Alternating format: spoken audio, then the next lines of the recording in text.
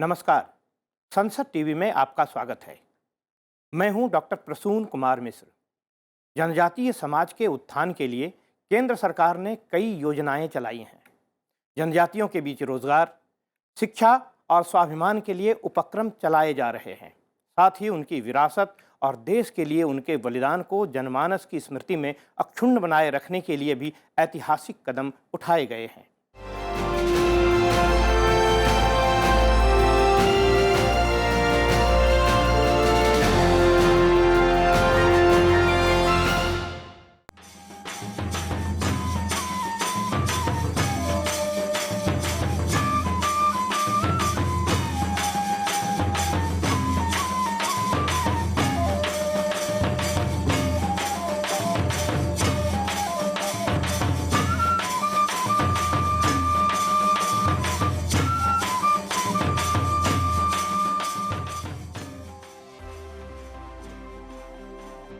प्रधानमंत्री नरेंद्र मोदी ने सबका साथ, सबका विकास, सबका विश्वास और सबका प्रयास के दृष्टिकोण के साथ जनजातियों के विकास, उनकी विरासत और संस्कृति के संरक्षण को प्राथमिकता देते हुए काम शुरू किया।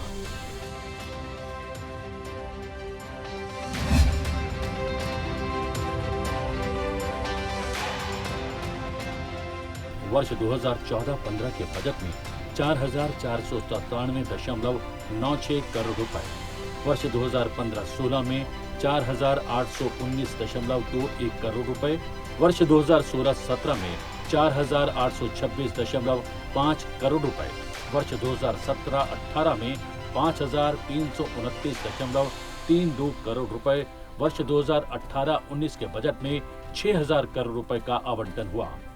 वर्ष 2019-20 में 6,894.96 करोड़, वर्ष 2020-21 में 7,411 करोड़, वर्ष 2021-22 में 7,524.87 करोड़ रुपए, वर्ष 2022-23 में 8,451.92 करोड़ रुपए, वर्ष 2023-24 में 12,461.88 करोड़ रुपए का आवंटन किया गया। Pradhan Mantri PBTG, which is Primitive Vulnerable Tribal Groups Development Mission, is being launched. To improve socio-economic conditions of the particularly vulnerable tribal groups, the PBTGs as we refer them to, Pradhan Mantri PBTG Development Mission will be launched. This will saturate PBTG families and habitations with basic facilities such as safe housing, clean drinking water and sanitation, improved access to education, health, nutrition, road and telecom connectivity, and sustainable livelihood opportunities. An amount of 15,000 crores will be made available to implement the mission in the next 3 years under the Development Action Plan for the Scheduled Tribes. Ekalavya Model Residential Schools. In the next 3 years, Center will recruit 38,800 teachers and support staff for the 740 Ekalavya Model Residential Schools, which is serving 3.5 lakh tribal students.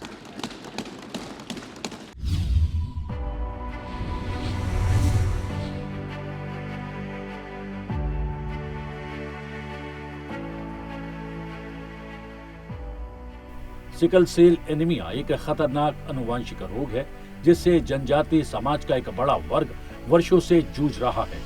केंद्र सरकार ने 2023-24 के budget में sickle cell anaemia उन्मूलन के लिए प्रभावित क्षेत्र में जागरूकता लाने 0 से 40 वर्ष के आयु वर्ग के 7 करोड़ लोगों की यूनिवर्सल स्क्रीनिंग और केंद्र और राज्य के द्वारा संयुक्त रूप से अभियान चलाकर काउंसलिंग करने का काम शामिल किया गया। A mission to eliminate sickle cell anemia by 2047 will be launched. It will entail awareness creation, universal screening of 7 crore people in the age group of 0 to 40 years, in affected tribal areas and counseling through collaborative efforts of central ministries and state governments. सरकार ने budget 2023-24 में 3.5 लाख वनवासी विद्यार्थियों के लिए 740 Eklavya model आवासीय विद्यालयों में 38,800 शिक्षकों और सहायक कर्मचारियों की भर्ती के लिए राष्ट्रीय शिक्षा समिति के तहत चरणबद्ध तरीके से प्रक्रिया शुरू की।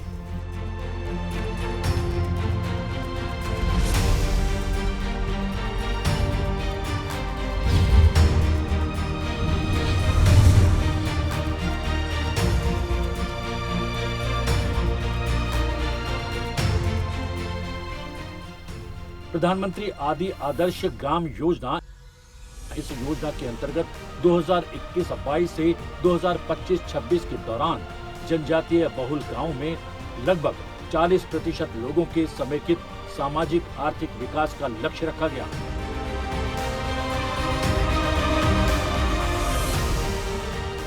केंद्रीय सहायता से चल रही जनजातीय उप योजना को समाहित कर इस योजना का नाम प्रधानमंत्री आदि आदर्श ग्राम योजना कर दिया गया।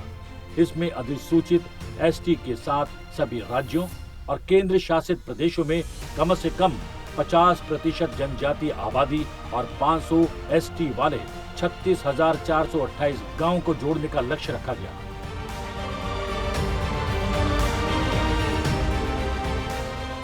दो 2021-22 और 2022-23 के दौरान लगभग 16,554 गांवों को शामिल किया गया। 1,927.00 करोड़ रुपए की राशि पहले ही राज्यों को जारी की जा चुकी है।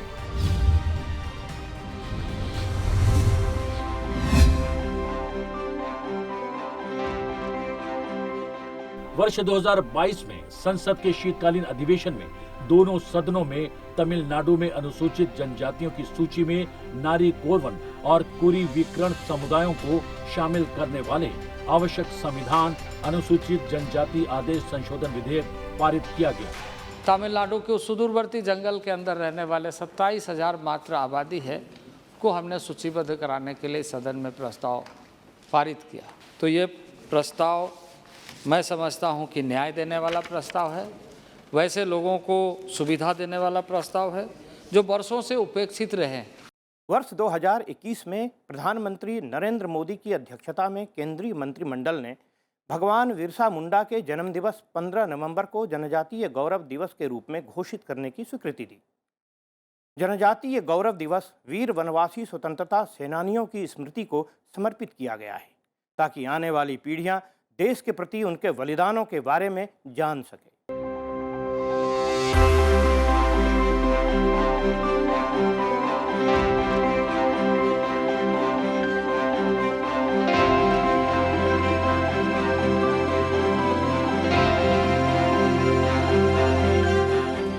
जनजातीय गौरव और संस्कृति का संरक्षण यानी 2016 के स्वतंत्रता दिवस पर प्रधानमंत्री ने अपने भाषण में भारत सरकार द्वारा देश भर में 10 आदिवासी स्वतंत्रता सेनानी संग्रहालयों को मंजूरी देने की चर्चा की। आजादी में जंगलों में रहने वाले हमारे आदिवासियों का योगदान अप्रतिम था। वो जंगलों में रहते थे। बिरसा मुंडा का नाम तो शायद हमारे कानों पे पड़ता है, लेकिन शायद कोई आदिवासी जिला ऐसा नहीं होगा कि 1857 से लेकर के अब आजादी आने तक आदिवासियों ने जंग न की हो, बलिदान न दिया। आजादी क्या होती है, गुलामी के खिलाफ जंग क्या होता है, उन्होंने अपने बलिदान से बता दिया था। लेकिन हमारी आने वाली पीढ़ियों को इस इतिहास से उतना परिचय नहीं है। सरकार की एक इच्छा है, योजना है, आने वाले दिनों में उन राज्यों में इन स्वतंत्र सेनानी जो आदिवासी थे, जंगलों में रहते थे, अंग्रेजों से जूझते थे, झुकने को तैयार नहीं थे, उनके पूरे इतिहास को समावेश करते हुए, इन वीर आदिवासियों को याद करते हुए एक स्थायी रूप से म्यूजियम बनाने के लिए जहां जहां राज्य के अंदर कोई एकाध जगह हो सकती है जहां सबको समेट करके बड़ा म्यूजियम बनाया जा सकता है, और ऐसे अलग अलग राज्यों में म्यूजियम बनाने की दिशा में सरकार काम करेगी, ताकि आने वाली पीढ़ियों को हमारे देश के लिए मर मिटने में आदिवासी कितने आगे थे उसका लाभ मिलेगा। वर्ष 2021 में मणिपुर के गांव लुंगकाओ में रानी गाइदिन्ल्यू आदिवासी स्वतंत्रता सेनानी संग्रहालय की आधारशिला रखी गई।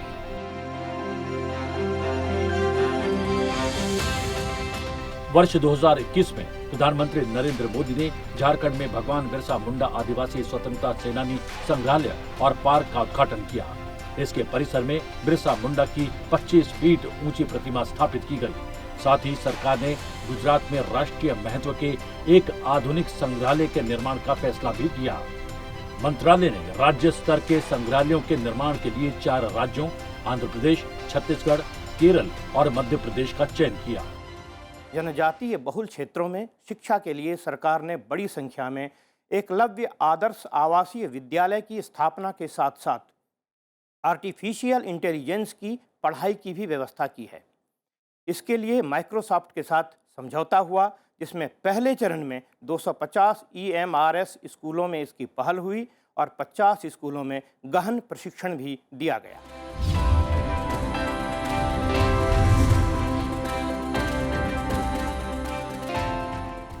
प्रधानमंत्री ने 12 सितंबर 2019 को झारखंड की राजधानी रांची में पूरे देश में 462 एकलव्य आदर्श आवासीय विद्यालय स्थापित करने के लिए कार्यक्रम लॉन्च किया। आर्टिफिशियल इंटेलिजेंस के माध्यम से शिक्षकों और छात्रों को कौशल प्रदान करने के लिए जनजातीय मामलों के मंत्रालय और माइक्रोसॉफ्ट ने जनजातीय स्कूलों में डिजिटल बदलावों के लिए समझौता ज्ञापन पर हस्ताक्षर किया। साथ ही आगामी समय में टेक्नोलॉजी की दृष्टि से शिक्षकों और छात्रों को कुशल बनाने के लिए मंत्रालय के तहत आने वाले सभी EMRS स्कूलों में अंग्रेजी और हिंदी दोनों भाषाओं में आदिवासी छात्रों के लिए AI पाठ्यक्रम उपलब्ध करवाया जाएगा। प्रकृति और मनुष्य के बीच अन्योन्याश्रय संबंध होता है। इसको बताया था महाकवि कालिदास ने और प्रतीक बनाया था शकुंतला को। पातुम न प्रथमम व्यवस्यति जलम युष्मासु पीतेषु या ना दत्ते प्रिय मंडनापि भवताम स्नेहेन या पल्लवम आद्ये वह कुसुम प्रसूति समये यस्या भवति उत्सवः सेयं याति शकुंतला पतिगृहं सर्वैरनुज्ञायताम। ऋषि आश्रम के वनस्पतियों से कह रहे हैं कि वो शकुंतला पति गृह जा रही है जो आप सबको पानी दिए बिना पानी तक नहीं पीती थी, जो अलंकार प्रिय होने के बावजूद फूलों और पल्लवों को हानि नहीं पहुंचाती थी। पौधों में जब पहली बार फूल लगते थे तो वो संतान होने जैसा उत्सव मनाती थी। ऐसी संस्कृति है वनवासियों की, जिसे संवारने का काम कर रही है सरकार। केंद्र सरकार ने जनजातीय समाज की उन्नति के लिए संस्कृति संरक्षण, इनके बीच समृद्धि लाने के लिए समुचित कार्यक्रम, इनकी परंपरागत चिकित्सा और औषधियों के संरक्षण तथा शिक्षा के क्षेत्र में छात्रवृत्ति देने के लिए ठोस कदम उठाए हैं। सरकार ने वित्त वर्ष 2014-15 में 100 करोड़ के आवंटन से केंद्रीय क्षेत्र योजना के रूप में वन बंधु कल्याण योजना शुरू की।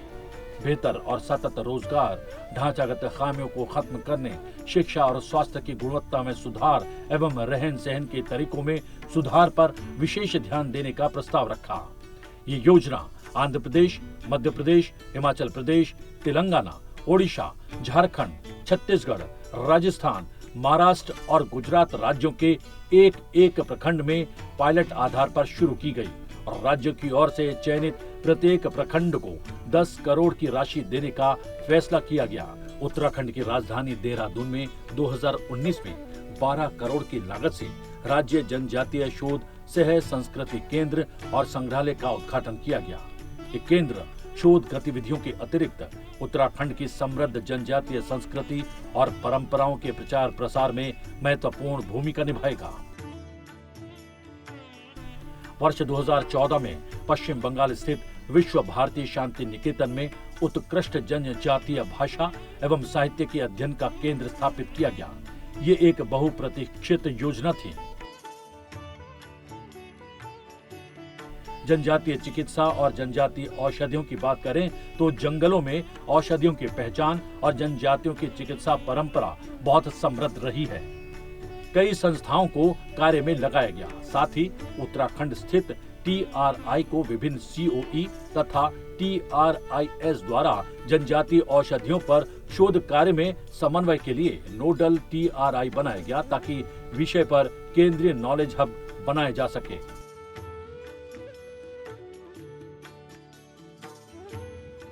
सरकार ने 2018 में जनजातीय समुदायों के बीच कौशल उन्नयन और क्षमता निर्माण प्रशिक्षण प्रदान करना एवं प्राथमिक प्रसंस्करण और मूल्य संवर्धन सुविधा स्थापित करने की महत्वाकांक्षी योजना शुरू की। प्रधानमंत्री नरेंद्र मोदी ने छत्तीसगढ़ बीजापुर में प्रथम वन धन विकास केंद्र की शुरुआत की। इस पहल का लक्ष्य बुनियादी रूप से प्राथमिक स्तर पर मूल्य संवर्धन से लेकर MFP को बढ़ावा देकर जनजातीय समुदायों को मुख्य धारा में लाना है।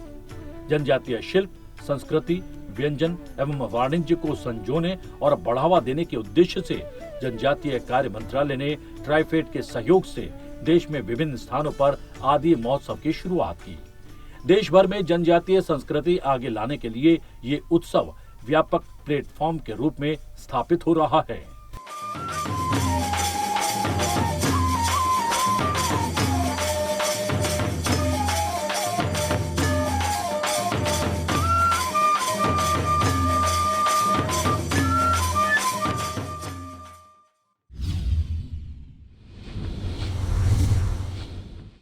जनजातीय कार्य मंत्रालय छात्रवृत्ति की 3 योजनाएं चला रहा है। चयन प्रक्रिया पारदर्शी और मेधा आधारित है। इनमें राष्ट्रीय छात्रवृत्ति योजना, राष्ट्रीय छात्रवृत्ति योजना शीर्ष वर्ग, राष्ट्रीय विदेशी छात्रवृत्ति योजना शामिल है। डिजिटल इंडिया के प्रति सरकार के संकल्प के अनुरूप समर्पित पोर्टल पर इसके विषय में जानकारी ली जा सकती है।